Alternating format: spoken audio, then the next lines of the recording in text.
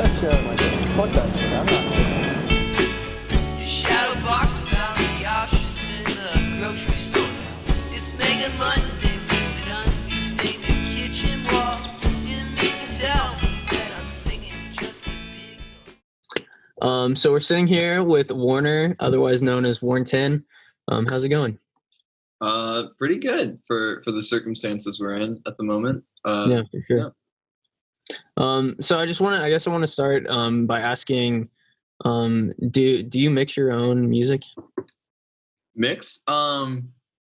With Cycles, I had it mixed by someone else, but with the newest EP, I mixed myself. That's the first time you've mixed your own stuff? I may have mixed Thanatophobia. Did I mix Thanatophobia? No. Did I? No, I don't think I did. Yeah, I guess that was the first time I mixed it. I'm not very good at mixing. I don't really know what I'm doing.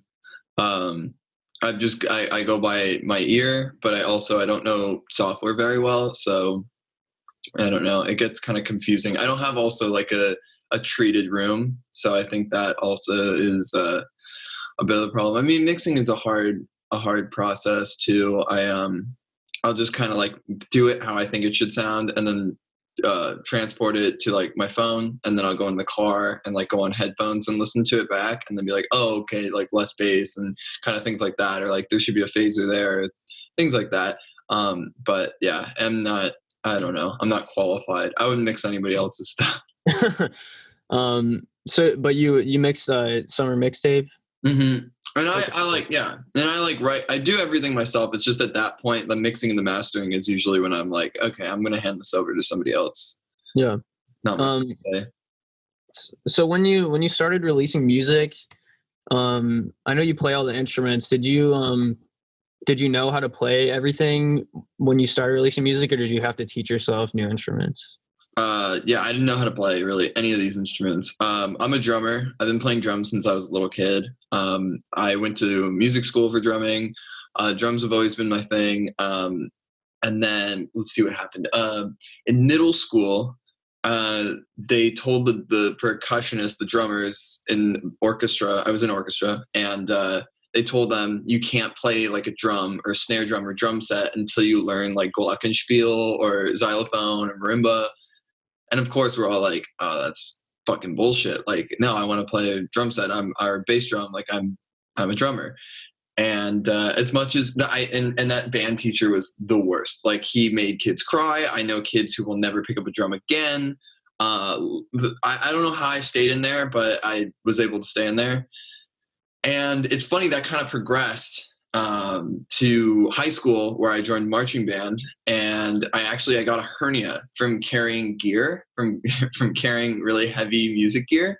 So I needed to have surgery, and then I wasn't able to march in 9th grade in high school. And so they were like, okay, well, you'll play marimba. You know how to play marimba. And I was like, I want to keep playing marimba, but like, it was the only thing I could do because they wouldn't let me march. And the funny thing is I fell in love with it. And from there, I learned piano because the marimba is essentially a piano you hit with sticks. And they were teaching us 4 mallets.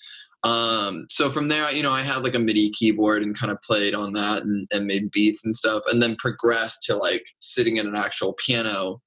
And then I was like, well, when you're in high school and you're kind of thinking, I want to write these songs, and you're here and everybody's kind of here in the terms of like, you're like, I want to do this now. And people are like, oh, I play bass. Yeah, I can maybe play on your song. You free like in a couple weeks or something? You're like, no. I got this idea now. Like I want to do it now. So you kind of just like, I picked up like a friend's bass or I'd borrow a friend's bass and I'd like play the part, or I'd just learn it. I'd figure it out. I was the worst guitar player. I tried learning guitar. And you make so many bad songs, you make so much crap, but then you finally are like teaching yourself stuff, and you like start to learn stuff. So everything's really been self-taught. I've had maybe like, I think like 2 or 3 piano lessons in my life. but that was about it. And it's funny, like piano is my main instrument now. I just like but it's something I enjoy. So it's something that it's the kind of thing I like sit down almost every day and just like play and just my mind is just like whatever, like, I don't know, play a song and try to learn how to play it, or like try to write a song just randomly. I just play chords, like very random. But yeah, so guitar, bass, even singing are all kind of, you know, I had a few vocal lessons, but even my vocal teacher was like, she's the nicest lady, but she was kind of like, ooh, I'd keep coming back if I were you. And I was like, I know. But it's funny, again, it's the kind of thing, if you do it a lot and just keep practicing at it and find out what like ranges and things you are, you only get better, and it becomes more fun, you know?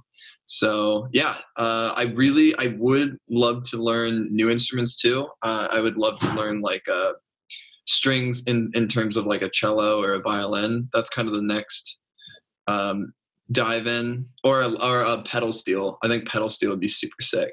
Yeah. But other than that, yeah, it's really just like guitar, bass, drums, any sort of percussion. It's just like comes natural, because like in marching band we would do, you know, I played cymbals, I played like you know, anything like bells or whatever, you know. So yeah, and what's nice about starting with drums was I think it developed a really nice sense for rhythm and like beats and dynamics, like, and things like that, because you know, I've been playing to a click all my life, so I just can stay on beat and stuff. That's actually how I got into music school. I literally, in my interview, I went to Berklee College of Music, and you know, you have a lot of people there who are trying to be like the next Dream Theater or, you know, math rock band. And I told them in my interview, I was like, listen, I'm not the best drummer. Like, and I don't want to be the best drummer, but I like folk music and I can play on beat, and I won't speed up or slow down. And they were like, okay. And then I did my thing. I actually played Modest Mouse for my audition, which is really funny. Cool. Yeah. Well, I guess I want to know, how would you say that you have changed, and how the music has changed since Thanatophobia? Yeah, the music has definitely changed. I think the music changes with every. I look at it as like chapters in my life. It's like if my life was a book, and it's funny because these chapters kind of change without even knowing it. It comes about like what kind of music I'm into. I think so. There's something on Bandcamp called Telephone Blues, and that was like the first thing I ever made. And you can hear that. You can hear just like, I didn't know what I was doing. Everything's super raw. That was like the first, like, I'm figuring out bass. I'm figuring out like sounds. I'm figuring out like what goes together. I'm really like figuring out all this stuff, because I wanted to make a record that was like all analog. That was all just like me playing the instrument, and just everything was like recorded with a mic, you know? And then, so Thanatophobia is the first thing where it's like, okay, I have this idea and I've kind of figured out how to record things. Let's try to make something. And with that, with my mindset at that point was like going in with a blank slate, really just like sitting down and just kind of not knowing what I'm going to do, and then just like trying to hit it. And I think today it's very different, because I'll be like, I really liked that one song that I was listening to earlier because the drum beat's like, you know, and so then I'll be like, I should write a song that's like that drum beat, but like kind of make it my own. And then like different arrangement kind of thing, and kind of build differently. So there's pros and cons, I think, to it, because back then I think that my thinking was much more playful and childish. And just like all over the place, which is kind of fun because you don't feel so like in a bubble. At the same time though, it's like when the world's your oyster, it's just like, you're like, I can make anything, I can do anything. So it's like, it's hard to stay focused.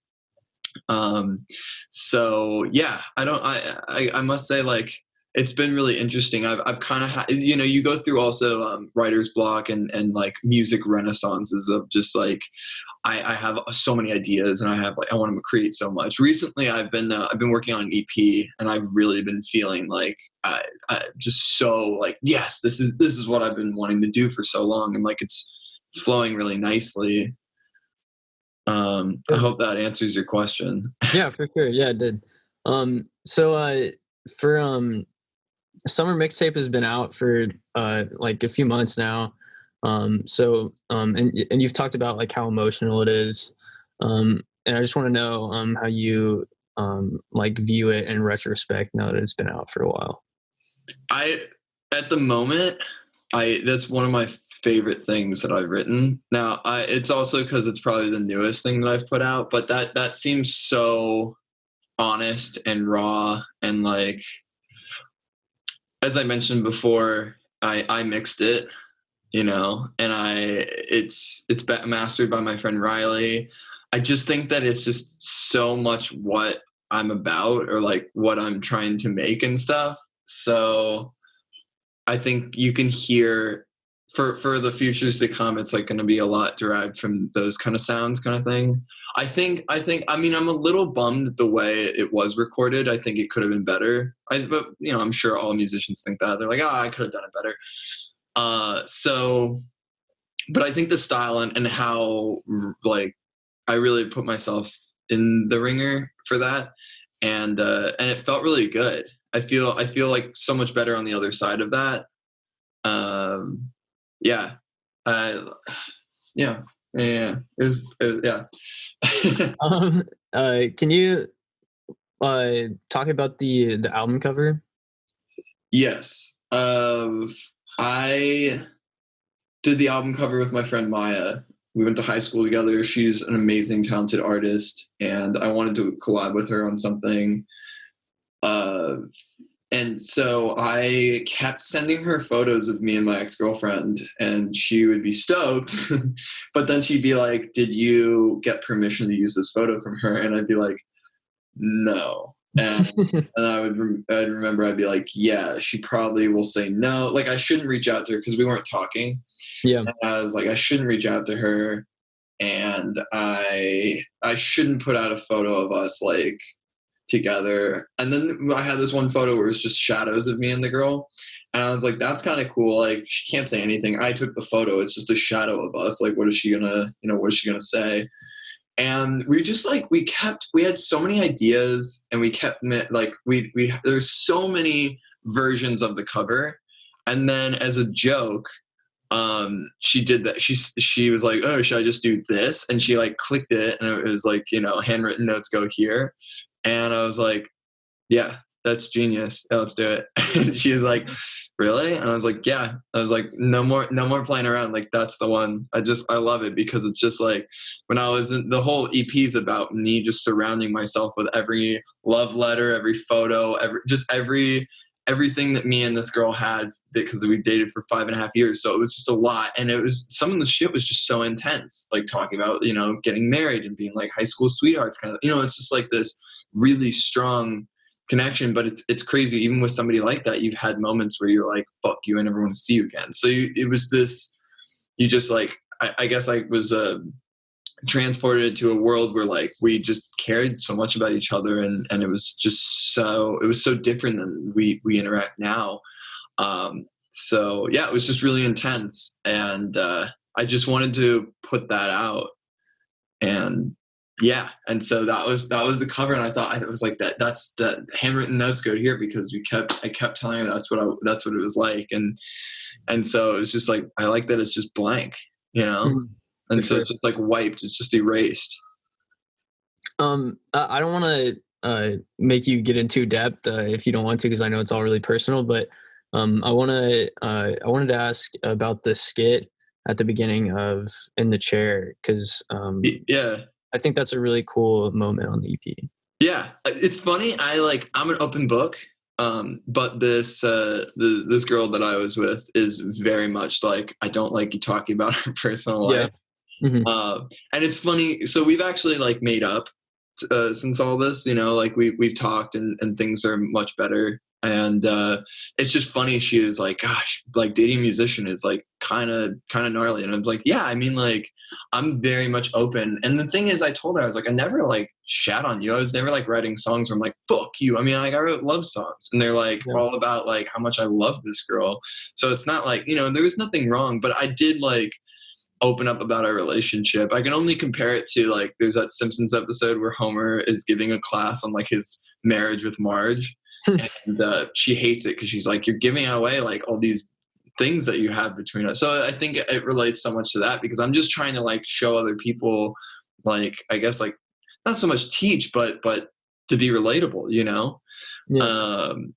So yeah, so In the Chair is about seeing a therapist and kind of like talking from the therapy chair of these dreams that I was having. And the real dream that I was having that kept occurring and that I wanted to be a reality so badly is I was skating. I skate the Venice skate park here in Los Angeles, and I was skating the Venice skate park.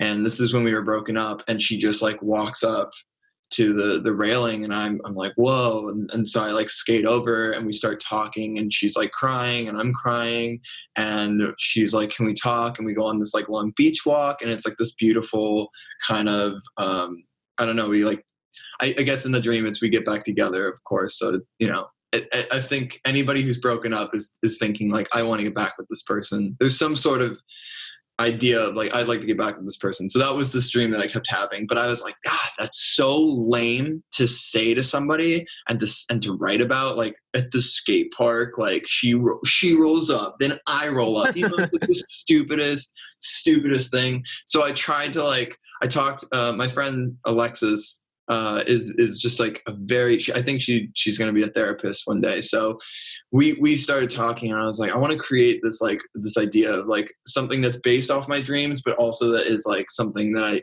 feel like would just be very interesting to discuss and to have. And it kind of takes like some of the dreams I was having and just like a very interesting idea of like me and this girl's relationship and like mesh them together. So yeah. There's like little hidden things between me and her in that dream, and that was just telling the therapist.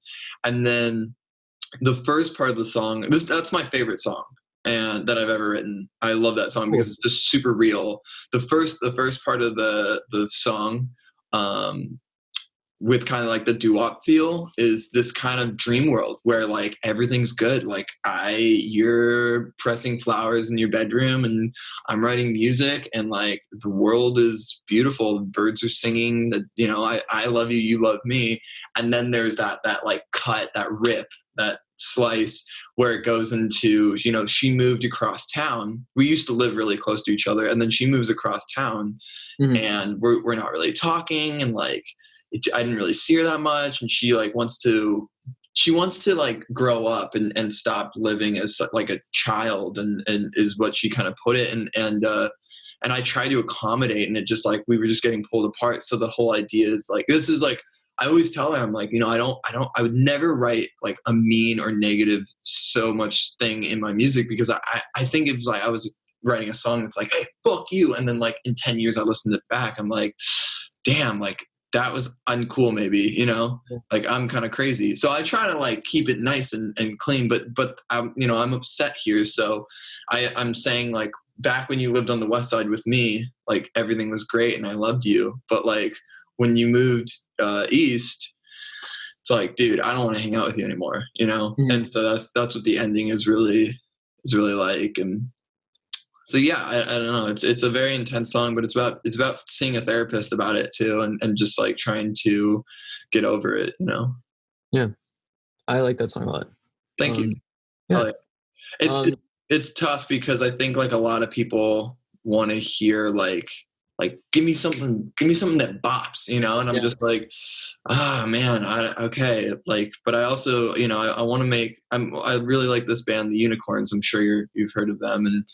And I think I'm like, till the day I die, like all the music I write, it's like, I want the album to be cohesive. I want it to like flow really nicely. You know, these aren't all going to be just upbeat like dance bops, you know. I want there to be a story. I want there always, for all my records, because I love Ween and I love Beck, and I love any artist that creates a concept, and so all these are going to be concepts. So that's cool. Thank you. So is there a concept for the one you're working on right now? Yes. Yeah. Wait, can you talk about it? Yeah, I can. Just a little bit. So I don't know if you've seen the Something's Coming music video, but I lived in a warehouse. I've been living in a warehouse. I'm currently my parents' house due to the whole virus thing, but it's been really fun. I really like living in a warehouse, but it also, I think, opened up my like OCD a little bit. And I guess I've just been realizing that everybody kind of deals with OCD. I had like my first really bad like panic attack. Like it was kind of crazy. Like I tried to jump out of a moving car kind of thing, and I was just, I was like, what happened was it like everything turned, like my vision on life just like totally became miscued, and it was just really intense. So it was a record I was trying to write about being like a clown and being silly and stuff, kind of like in the simplest sense, became this like, okay, no, I want this more to be about how everybody, not just me, we all have some sort of obsessive compulsive thoughts, you know. Anytime it's crazy because all my friends, when I opened up about this and I was like, yo, are you guys having weird thoughts sometimes where you're like, like I'm driving and I could just steer the wheel like into the other lane, you know? They were all like, yeah, dude, I've like had that thought, or like I've had that thought where like this, like somebody put drugs in that cake over there, you know, like these thoughts where you're like, something bad could happen. Or, you know, it's not always, everybody always thinks OCD is like flipping the switch 11 times so that, you know, the ghost doesn't, or, you know, there's some sort of spirit that will, you know, hurt you. And it's not always that extreme, or that it can be something as like, oh, I was talking to this girl and I couldn't stop thinking about saying something offensive, or, you know, like they're just in our brains. And I think it derives from, you know, I don't know, social media or things we can't say, just all these things, you know, our mind is a monkey mind. It's just constantly like making things and saying things and doing things that of course we're not going to do, because this is, we're polite, we're human beings who kind of understand the rules and regulations of being a human being. So that's really all this is, and it didn't get much more extreme than that. But I just think that it was something that really should be talked about, and I don't think people talk about it so much because I want to like it should be normalized. It's not that crazy, you know. We all are having certain thoughts, and you know, should be able to share that this is a true thing. I mean, this is not, it's not that weird. For sure. So. Yeah, it was just a moment. I shared a lot right there, so that was. But yeah, there's more to it, so I'm stoked. Yeah, I'm really happy to share it. I don't know when it will be done. I am doing a song with somebody on it, and with all this going on, I can't finish it at the moment. So, which is okay. It kind of gives me time to kind of reevaluate the thing and see if I want to, like, what I want to add or take out and stuff. So yeah. So I want to talk about the live stream you just did. Where you made the cover of "All I Want to Do" by the Beach Boys. Yeah. And so like you like had the fans like help choose what song to cover. And like I just wanted to know like how was that experience? And also, do you always try to be like so involved with your fans and have them be interactive? Yeah, that's a great question.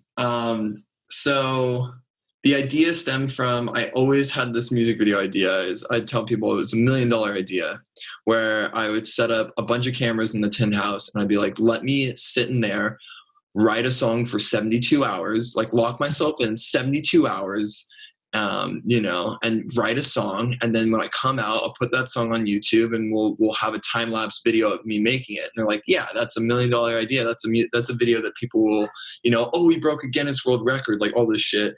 And I had ideas where it's like, what if we got a sponsor and I'm wearing like a motorcycle helmet with like the sponsors on it? You know, like I had a lot of ideas around this of just locking myself in the music room and just creating something. And, it's just funny. So I gave myself 12 hours to write a cover, and I'll tell you, like, it's gnarly. It's really hard sitting in that chair and just like not eating or drinking really, and just focused on a song, because your ears get tired.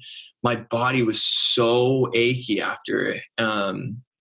I was so hungry. I was so like, and yeah, like I had some food and I had some water, but it's like, you gotta get sunlight. You gotta go out. Like, you know, my body was like, it felt like I fell down a hill. It was crazy. Yeah. So I couldn't imagine 72. So I don't know if that still stands on the table, but anyways, yeah, the cover idea was really cool. I got a lot of submissions. And I realized though, I was like, when getting these submissions, I was like, there's a lot of songs on here I just like physically can't do. Meaning like I know for a fact I won't be able to make them sound good, or because they're already a great sounding song. You know, why would you take something so amazing, a song that they did so well, and be like, oh, I can do that better, unless you're changing the genre or something and you're kind of putting a different spin on it. But it was like, you know, there was a lot of songs where I'm like, that's just an amazing song. Somebody posted a Nina Simone song. I'm like, I can't sing like that. Yeah. I wish I could. If I could sing like that, hell yeah. But it was Lilac Wine. I was like, I can't even do the Jeff Buckley version. That's like one of the greatest songs ever written. So yeah, so I had a few. There was a few songs I picked from, and I also I awarded, you know, silly songs. Somebody sent in an Ashley Simpson song, and I was like, you know, considering it, you know, it's not. Doesn't matter, you know. The idea was really, could I make this song sound good, really, you know, and have a lot of room to play with it. And there's the Angel Olsen song "Shut Up and Kiss Me" was something that I was really down to do. And "Hey" by the Pixies was sent in like 3 times or something, and I was really down to do that too. But yeah, no, the Beach Boys was just like it. It's just funny because that song is such a great song, but I do think that's one of those songs they wrote that was not really recorded well. So it was like, it gives me the perfect chance to highlight how great one song is and just record it with a little bit better, you know, recording. So, yeah, no, that was honestly an amazing experience. I finished that and I was like smiling. I was just like, whoa, that was really fun. Like I had a great time. I've never ever live streamed really. I've done like a few piano live streams where I'm just playing, you know, piano and just filming it, like doing ambient stuff, but never really like an actual live stream. And that was 12 hours. I stayed in from 8 a.m. to 8 p.m. Yeah. And I loved it. And there were times where I'd get some suggestions from people watching. And I very much encouraged people to leave and come back, or, you know, because they'd be like, okay, he's working on vocals, this is going to take a while. And then they could come back and be like, whoa, those vocals sound good. You know, like, oh, I just wanted to show the progression. So, of creating something. So yeah. And what's even cool is like, I had my parents tune in. And they, you know, I've been going to that room forever, and they know that I write music, of course, but they don't know how.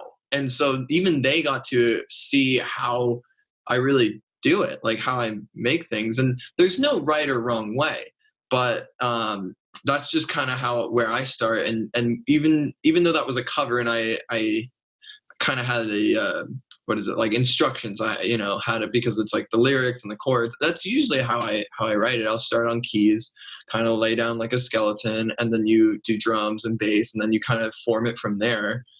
And yeah, it was really fun. And like, yeah, no, I regarding like fans and stuff, like I really love my fans. I think social media is very dangerous though, because I think you can get sucked in so quickly and lose sight of like what's really important. Mm-hmm. So I think I really like to engage as much as I possibly can. Everybody who followed me, I used to follow back. I can't really do that anymore, just because first off, a lot of people have their Instagram's private, and it's like, I don't want to request it. That'd be weird. And like, you know, I don't know if these fans, how old they are, or like some of them post some fucking crazy shit. And I'm just like, dude, no. And I unfollow because I'm like, you know, I just don't post fucking weird shit. So I really like kind of like fan interaction. It's really fun. People are really interesting, and people are really cool, and people make really good art too. So, you know, I'm not much different, you know, so it's just like, let's all hang out and kind of have a good time and talk. I'm very like, I feel bad though, because I'm very ADD, ADHD kind of, so at my concerts, like I'm very spacey. Like it's really hard to, like stay focused. So like after I play a show, if people try to talk, I'm just like, yeah, that's cool. Oh, like I'm just like, and it's not like a nervous thing. I'm literally just like, I'm so overwhelmed that it's like, but it's nothing against them. And of course I'm like, I try my best. So yeah, that's all you can do. But no, anybody, always like to interact and stuff. And this was so cool. Everybody who tuned in, everybody who shared, and when I did my questions, everybody's so cool. And just like, they know, like most people know kind of like boundaries and stuff. So it's really nice. Yeah. Can you talk about one of my favorite songs? This is how I discovered your music waiting at a concert. It was playing like over the speakers, and I like Shazammed it, and it was Chartreuse. And it like kind of like immediately gave me this like nostalgic kind of feel. So was that something that was intentional? And can you just talk about the song in general, I guess? I'm really flattered. Like, I think that's so sick that I could produce a nostalgic feel, because I think that's a very difficult thing to create. So thank you for that. Yeah. So you're asking me, how did I create the nostalgic feel, or just like, how did you approach that song, I guess? Yeah, that song was kind of a doozy. That like I knew I wanted to do like kind of this like intro. So with a lot of my early stuff too, that it sounds like there's two songs in one. The song will kind of change in the middle, and that was very much, I think, with Chartreuse. There's that beginning, and then kind of breaks into I can't remember what. There was an artist who like really inspired me to kind of write that, and I can't remember who it was exactly, but I wanted to write kind of something based off like Foxygen, kind of like, if you've ever heard the song Destruction, like that was very like in my head. And that song is actually really about like, I think like almost the falling of like my relationship with that person. And she was a painter and she was an artist, so I didn't know Chartreuse was a color.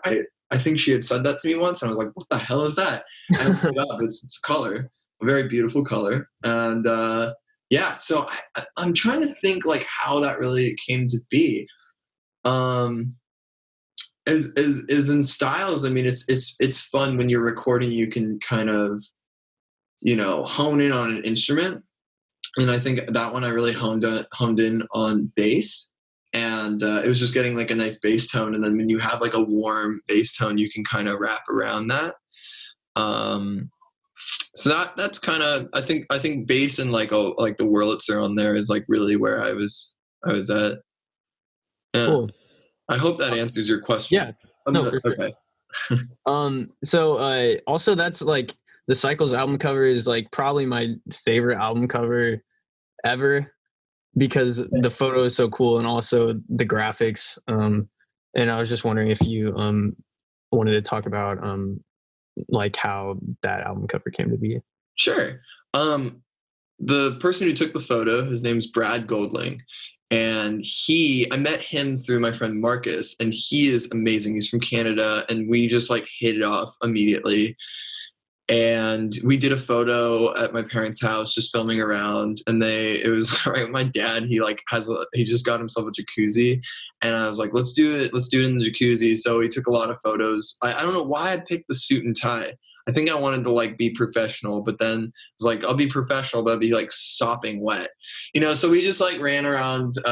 My parents, they kind of live in like the foresty kind of area of Los Angeles, kind of in the mountains. So we just were like running around and just making shit and taking pictures and having fun. I really like those photos, and it was really fun. And I think it was funny, like I had such a funky haircut. And what's really cool too is my buddy John and Andrew, they did all the graphic work. So they did the Cycles, the typography, and they designed the entire vinyl. And these are like, John has been my best friend since high school or middle school, actually. And so it was very much like there was just like 3 people who really put that thing together, and that it's really fun when you get to use like really close friends, and I feel like I had so much say in what was there and stuff. Also, if you open the vinyl, there's like all these pictures that my buddy Joe Curtin took, and that was really cool. I wanted to do a picture where I was playing every instrument. So there's like a picture of me on bass and a picture of me on drums, and then we like morphed them all together where I'm like in the same room together. That was really fun. So yeah, no, it's you know, I think I'm really inspired by that song "Little Boxes" by Pete Seeger, and I think that's maybe why I chose the suit. You know, is like we're all just, you know, living in little boxes on the hillside. I don't know. It's just like I wanted to create this kind of like conformity in like the suit and tie kind of thing, and I just like being an educator. I don't know. It's silly. It's fun. I mean, just like when you're making shit, it's like just do it and then have fun with it and see how you're feeling. I guess I can't really tap into where my mind was when I started making all that stuff, but I'm just, you know, I don't know. It's just all wrapped around kind of the end of this relationship, or this relationship falling apart, and also the cycles that we just go through of passions and things that we may be obsessed with, you know? Yeah. So can you talk about the your white guitar, what is it, a Teisco Del? Yeah, it's I call it the toilet seat. It's a VT2, I think, but made by Teisco from 1967. That was like my first guitar, really. Interesting guitar to have for your first one. I know. I went to the store called Old Style in Los Angeles. It's highly recommended if you're looking to get a guitar. And I was picking between that and this acoustic guitar that looked like a cello. It was pretty cool. It was like it looked like somebody took a cello and just put acoustic strings on it, and an acoustic neck and all that. And it sounded really good, but it didn't have a plug. And I was like, okay, now I'm going to get a pickup and all this thing. So I was like, you know what? I'm going to go with the toilet seat. And I've been playing that for so long. The funniest thing about that guitar, though, is I don't really record with it. I usually record with another guitar I have, and I don't know what it is. I like the tones it gets, but it always sounds so much better to me when it's live with that guitar. Sadly, that thing is broken right now. I really need to fix it. My last show that I played with the full band was in Seattle for why am I going blank? What was the festival called? Oh shoot. Well, I should know this, but I don't. We played a festival in Seattle, and I got so crazy on stage and broke it. So it was our last date, and so I just was like, I'm gonna go all out, and I just totally it's smashed. So I have to fully rebuild it, which is kind of I was like crying, but I was also like, at least we did, and at least it was cool, I guess, you know. Yeah. Dang. Yeah, trying to rework the shows from being so crazy because they've gotten a little out of hand. Okay. Speaking of the shows, can you talk about in your Spotify bio? You talk about how important like the live show is, and it says like, you know, it's kind of it is what it is. It's a show, and like you've been arrested on stage and drank urine on stage and stuff like that. And so I want to know, can you talk about and like getting naked on stage? Can you talk about like what goes into making the live show what it is? Yeah, so growing up, I actually wanted to be a clown. I wanted to be a comedian. I applied to clown college. Like I really wanted to do comedy, but it's just not. It's not in the books. It's just not for me, really. You know, music is really my true passion. So. And I never want to do something like, you know, I love Weird Al, but I don't want to do something like Weird Al. I don't want to make goofy music. I also don't want to do kind of what like Bo Burnham does and do music with comedy. It's just like, It doesn't work. But I would like to use that as, for me, like to put on a good show. You know, I've been going to shows since I was 15, 16, and shows are expensive, man. When you pay 15, $20 for a show, like, you want your money's worth. I've seen a lot of shows, and I'd be bummed if I paid $20 and didn't get my money's worth, or that I was like, it was cool, but like the record's better, or like, so yeah. Really from that, I just wanted to put on the best live show I've ever seen. And it doesn't have to be, antics. I've, Real Estate, the band Real Estate, I saw them. They didn't move around a lot on stage, but it was just such a well-rehearsed show that I was like totally happy. It's like, I just want to make something that people go, wow, like money worth every penny, So, I was very inspired by, if you guys are familiar with the Aquabats, they put on some of the best shows I've ever seen. Flaming Lips put on great shows. Arcade Fire. It's like, how do you make a show, or Dan Deacon, how do you make a show where everybody's kind of like involved and having fun, and like, because people's minds start to drift. I mean, it's just like, it's gonna happen. So you want to keep things entertaining. I had this idea kind of when I was starting, was of course I get nervous. Everybody gets nervous. They'd be lying if they said they didn't. And how do I fight those nerves? So one thing was, I should embarrass myself before the show even starts. Then the show can't get any worse. So that's when I would do really stupid bits, kind of walking in on stage. I've shared so many, but I'm going to share one that I just think is so funny. When I was touring the East Coast recently, we did Atlanta, and it was like the first time where I'm pretty well rehearsed for what I'm going to do when I get on stage, but I didn't have any idea.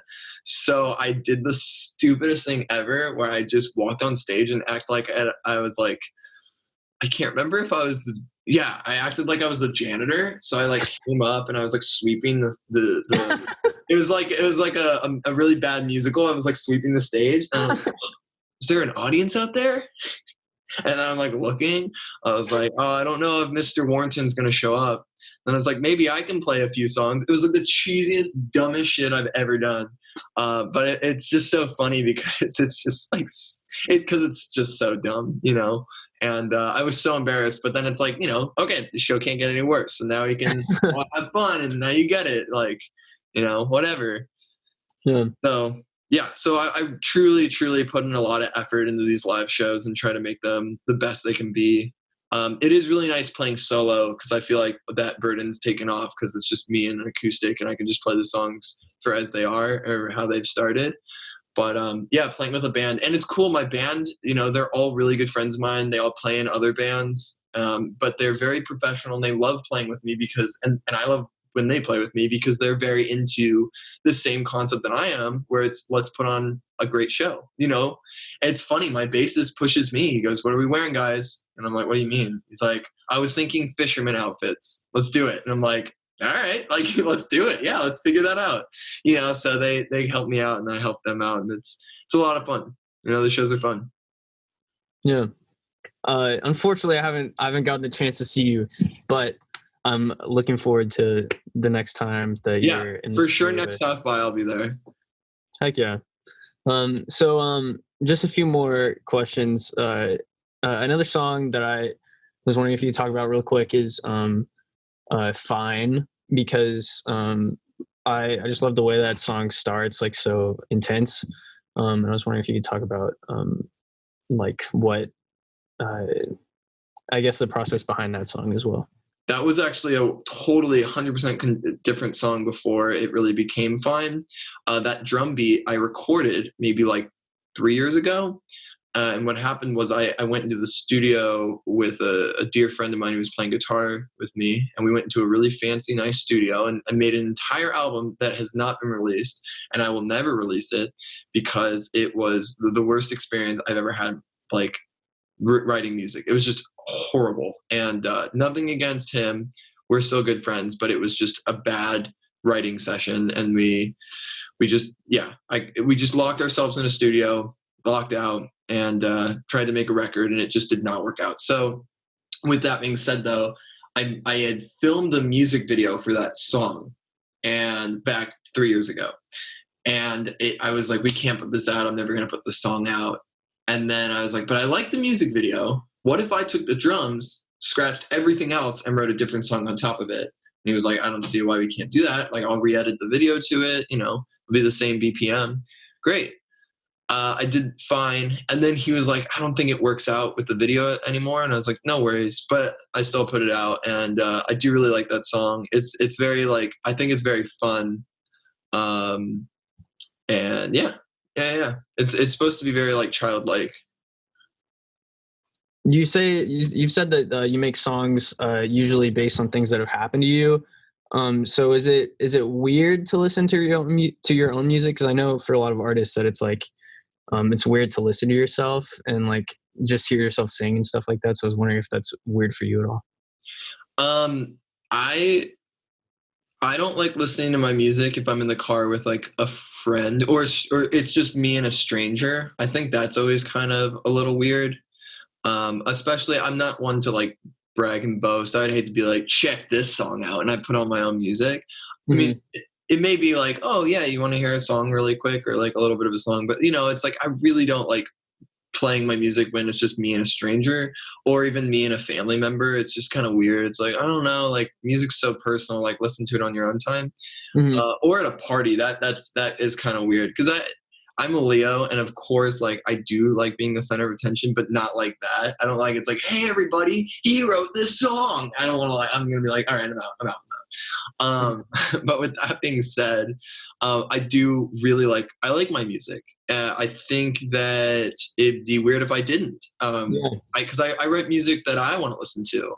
It's very much in the sense where you listen to music and you go, I like that, but I think I can do that better.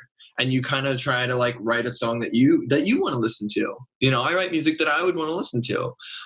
So yeah, I do listen to my own music. Not all the time. It's not like I'm, but I'll sometimes like take a break. I'll be listening to like a lot of ambient music and I'm like, oh man, like I'm gonna listen to Bitter. Like that's a bop, So it comes and goes, of listening to my own stuff. It is embarrassing though. I hate to, if somebody drove up next to me and knew me, or it was a friend of mine and saw me listen to my own music, I would be like, oh boy, this is weird, So it's like, I definitely will maybe do it on my own time, but no, it's good stuff. I know Kanye listens to his own music. I think that's cool. Yeah. I think you should listen to your own music because if you like it, don't. It's not that embarrassing, but maybe do it on your personal. Yeah. So lastly, what can we look out for this year? I know tours are like gonna be pretty sparse for this year, but like and we know you're working on that EP, but what are our best ways to show support and look out for content from Warrington? Yeah, I think it's funny. I actually told kind of everybody who works with me, I was like, I don't want to tour this year as Warrington really. So that's kind of worked out, not a little bit. I was supposed to go on tour. I don't know if you guys are familiar with Boyo, but I play in Boyo. I play guitar with him, but most of those tours have been canceled. This year is really just kind of writing, and I am gonna put out that cover of all I want to do. I figured out how I actually can put it on Spotify, and I pay the writer. I think I pay like Brian Wilson or something. But worth it because I want to share that. I'm really happy that like people got to see me make that. So it's and I made it. It feels like I made it with a bunch of people, so it feels really good. So I'll put that single out. I may put out another single, and then I have an EP coming out. Everything should be out. I always think it's much sooner than later, but it's almost finished, and then I have to mix and master, and then if I decide to go with the label, it would then be like 3 to 5 months. So who knows? Also, I don't know. That's just thrown in there just because it's like it could delay if I decided in some perfect world. So we don't know, but I can promise new music for this year for sure. I love releasing music. It's really fun, and I'm feeling really like fresh and I'm feeling like I really want to put out some stuff right now. And yeah, I also have ideas for albums too, but I need like more time, and I need to kind of like have them kind of fully fleshed out a bit.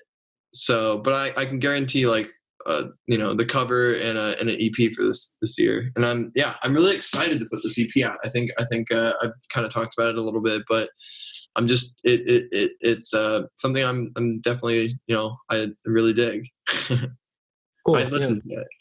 Yeah, it's inspired by I was listening to a lot of Tierra Whack and Dolly Parton.